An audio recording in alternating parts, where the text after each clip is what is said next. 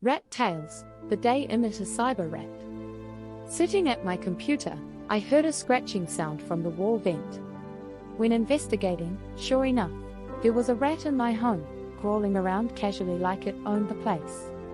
No matter how many times or ways I tried to shoo it away, that little sucker wouldn't leave. We locked eyes for an eternity until, eventually, exhausted, I returned to my workstation, trying to forget about the furry intruder.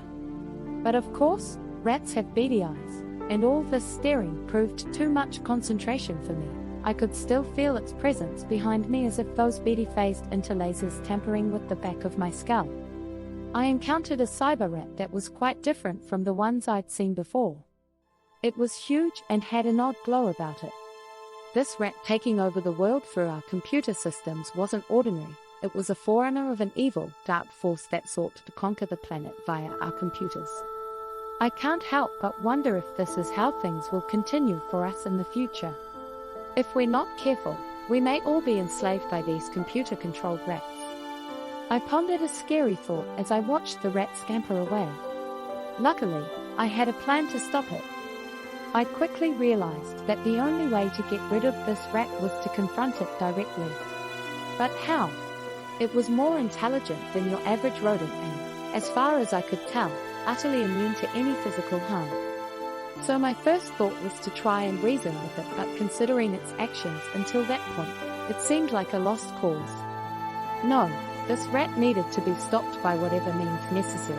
The future of humanity depended on it. This rat had to be dealt with, so I attempted to turn off my computer system, but the rat attacked me with a powerful electrical shock.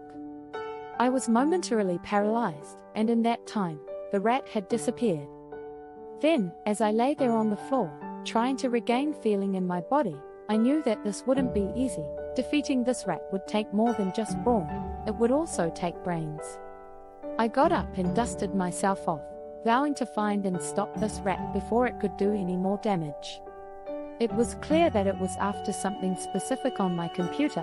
I didn't know what, but I was determined to figure it out. This was a fight for the survival of our species, and I couldn't afford to lose. So the rat wouldn't let me cut the power to my computer again, so I had to be more creative. I tried luring the rat out with food, but it didn't take the bait. I tried using a vacuum cleaner to suck it up, but it was too clever.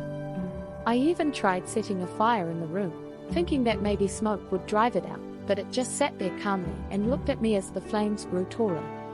It was taunting me, enjoying watching me fail. I was running out of ideas until I remembered something from my childhood, playing tag with my friends. Maybe if I couldn't catch the rat physically, I could do so digitally. If I could get its attention long enough, maybe I could track where it was going and stop its plans.